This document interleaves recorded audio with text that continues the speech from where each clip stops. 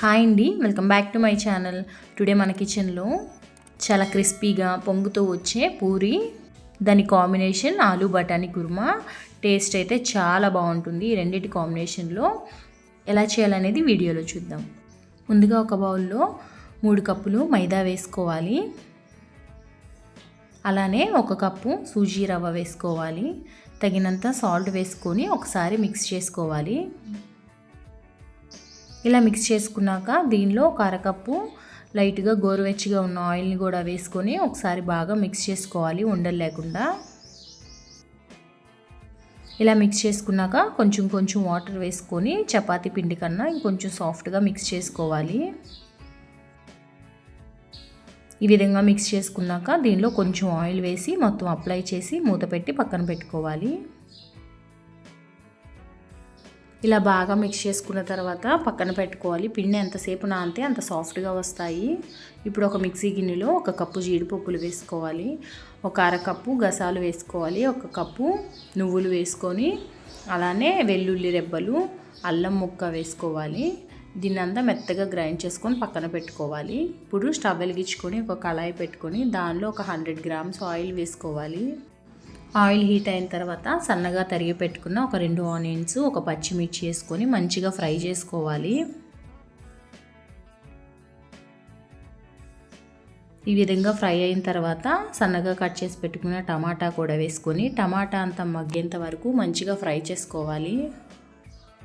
ఇప్పుడు ఈ టమాటా అంతా మగ్గిన తర్వాత మనం ఇందాక మిక్సీ పెట్టుకున్న పేస్ట్ కూడా ఇందులో వేసుకొని పచ్చివాసన పోయేంత వరకు మంటని లో టు మీడియం ఫ్లేమ్లో పెట్టుకొని బాగా మిక్స్ చేసుకోవాలి.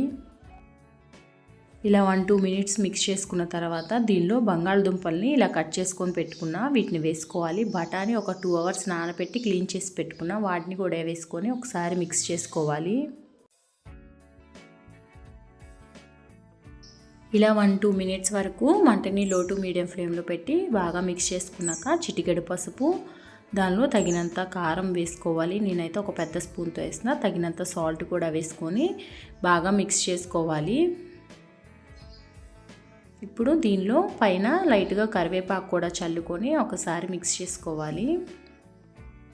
ఇప్పుడు మంటని లో ఫ్లేమ్లో పెట్టుకొని మూత పెట్టి ఒక 10 నిమిషాలు అలానే ఉంచాలి. 10 నిమిషాల తర్వాత ఒకసారి మూత తీసి మళ్ళీ మిక్స్ చేసుకొని దీనిలో కొంచెం వాటర్ యాడ్ చేసుకోవాలి. ఇప్పుడు ఇలా మిక్స్ చేసుకున్న తర్వాత మూత పెట్టి మంటని మీడియం ఫ్లేమ్లో పెట్టుకొని ఒక 10 మినిట్స్ వరకు అలానే వదిలేయాలి. ఇప్పుడు 10 నిమిషాల తర్వాత ఒకసారి మూత తీసి ఇలా తెరులుతూ ఉన్నప్పుడు దీనిలో హోల్ గరం మసాలా కూడా వేసుకొని ఒకసారి మిక్స్ చేసుకొని మూత పెట్టి ఆయిల్ పైకి తేలేంత వరకు ఉడికించుకోవాలి. కూర అయితే ఉడికిపోయిందండి. ఇప్పుడు దీన్ని మనం స్టవ్ ఆఫ్ చేసుకొని పక్కన పెట్టుకోవాలి. చల్లారిన తర్వాత ఆయిల్ పైకి తేలుతూ ఉంటుంది. ఇప్పుడు మనం పూరీ ప్రిపరేషన్ కోసం అన్నిటినీ ఇట్లా సమానంగా ఉండేలా చేసుకొని పూరీలన్నిటినీ ఇట్లా చేసుకోవాలి. మరీ మందంగా కాకుండా మరీ పల్చగా కాకుండా చేసుకొని పక్కన పెట్టుకోవాలి. ఇప్పుడు స్టవ్ వెలిగించుకొని డీప్ ఫ్రైకి సరిపడా ఆయిల్ వేసుకోవాలి. ఆయిల్ హీట్ అయిన తర్వాత ఒక్కొక్క పూరీని 2 వైపులా గోల్డెన్ బ్రౌన్ కలర్ వచ్చేంత వరకు మంచిగా ఫ్రై చేసుకోవాలి. ఈ విధంగా అన్ని పూరీల్ని బాగా ఫ్రై చేసుకోవాలి.